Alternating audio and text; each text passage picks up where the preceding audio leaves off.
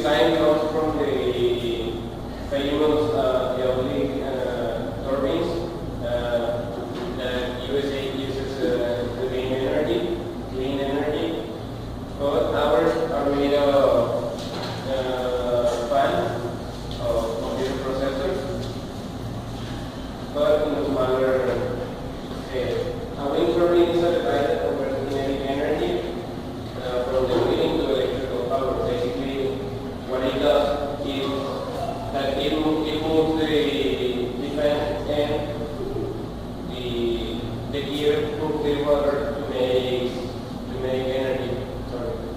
The result is over a millennium of windmill development and water engineering. Today, wind turbines are manufactured in wide range, the vertical and horizontal axis. Actually, they are not only made like a cycle. They are also made like horizontal, and that causes that the United States can use every kind of eolic power they need.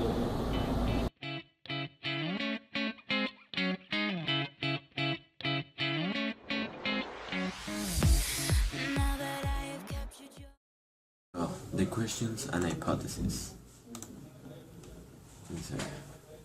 Then our questions was that if we'll change the blade of the windmill and from the material they are, or replacing the blades in different position, will it affect the produce of energy? Well, the hypothesis stated that maybe by changing the blades to heavier ones or lighter ones, we get better results from the windmill, and it may produce more energy with the same wind, or with less, or with more. The problem that we may have by the windmills is the change of blade in heavier ones may require some more energy to get the same energy as the normal one, and the lighter one must require less energy to work and produce energy, but its resistance might be less than the normal or the heavier one. The production of energy may also vary from the wind currents in the place where the windmills were placed. We can assume that with a strong wind current all three windmills will work really good, but with the time the heavier and normal windmills might be okay, but the lighter one must have been completely overwhelmed by the wind. By the other side, with low currents of wind, the lighter and normal windmills might be okay, though the heavier might not be able to produce any energy. The last variable we got is that if we change the position of the blades or plates, we might get less or more energy or the same amount of energy.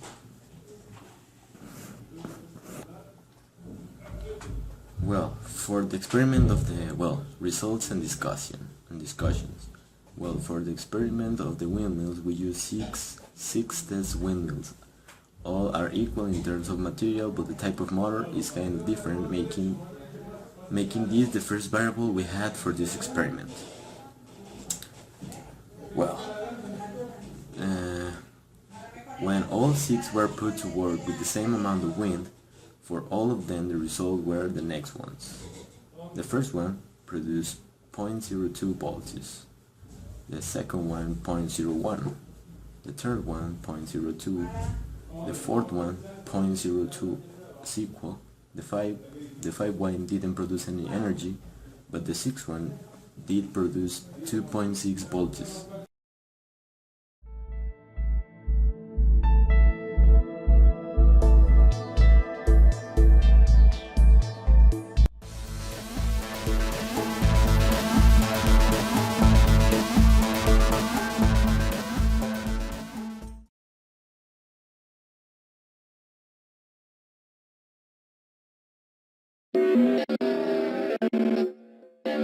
We've all seen those creaky old windmills on farms, and although they may seem about as low-tech as you can get, those old windmills are the predecessors for new modern wind turbines that generate electricity.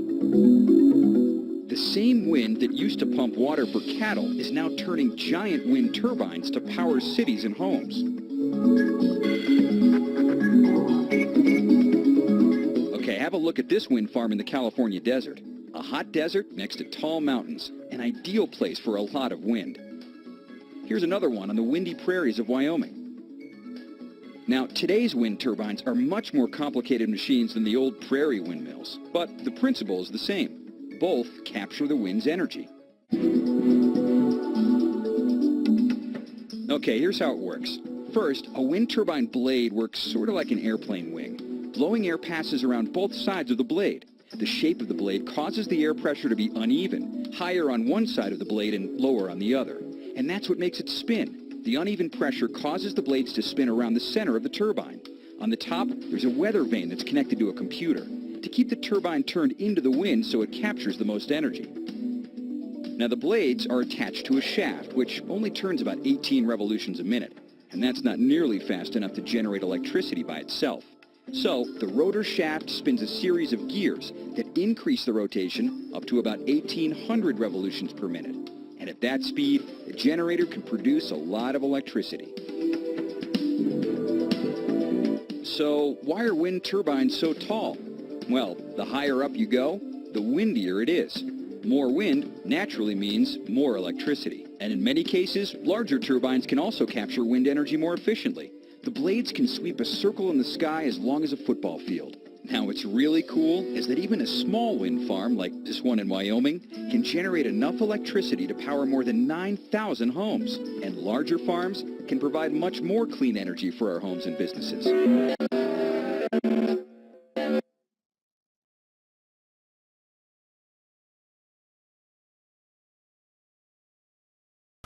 Today's largest wind turbines can supply enough electricity to power 5,000 households and have an average lifespan of 20 years. But how do they work? A wind turbine converts the wind's kinetic energy into electrical energy. It comprises the following elements.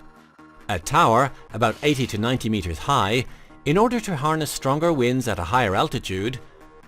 A nacelle, which turns to orient the machine in the optimal direction.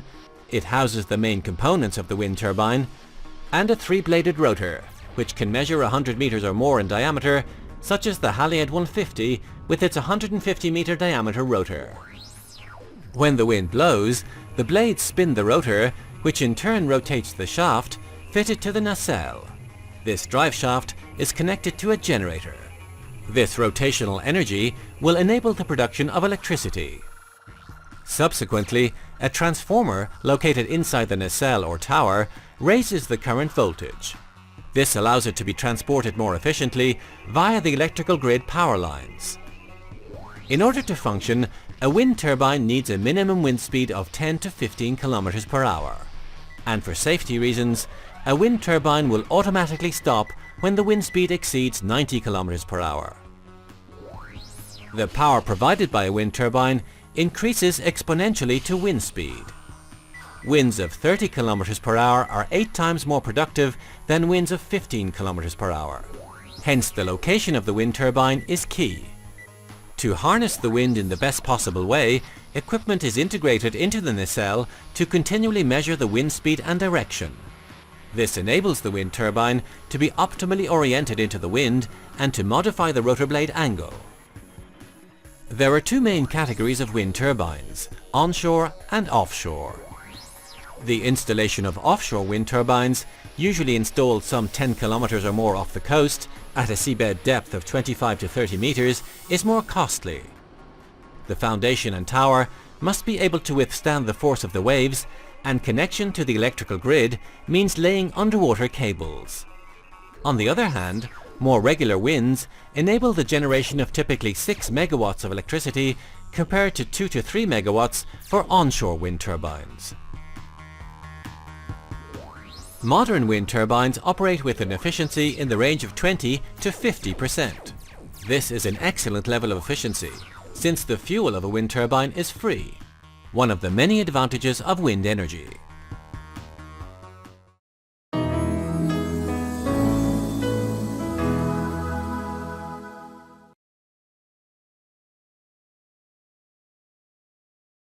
Hi, now I'm going to show you our experiment. This is our experiment. It is composed of 6 PC fans. What we're trying to see is that we can use the fans as Eolic generators.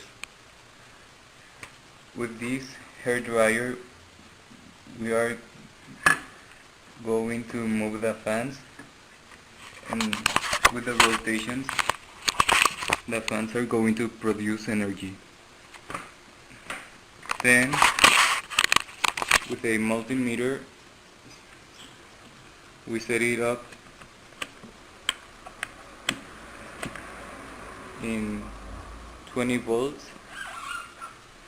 so you can get a measurement of the voltage produced by the PC fan. Here, as you can see, the multimeter is connected to this PC fan, which is the number 6.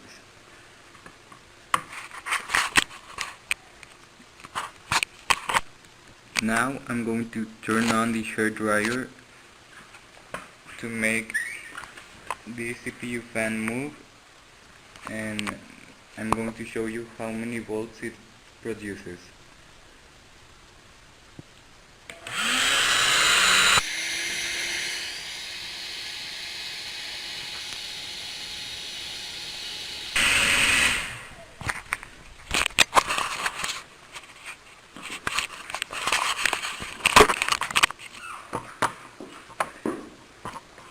As you saw, the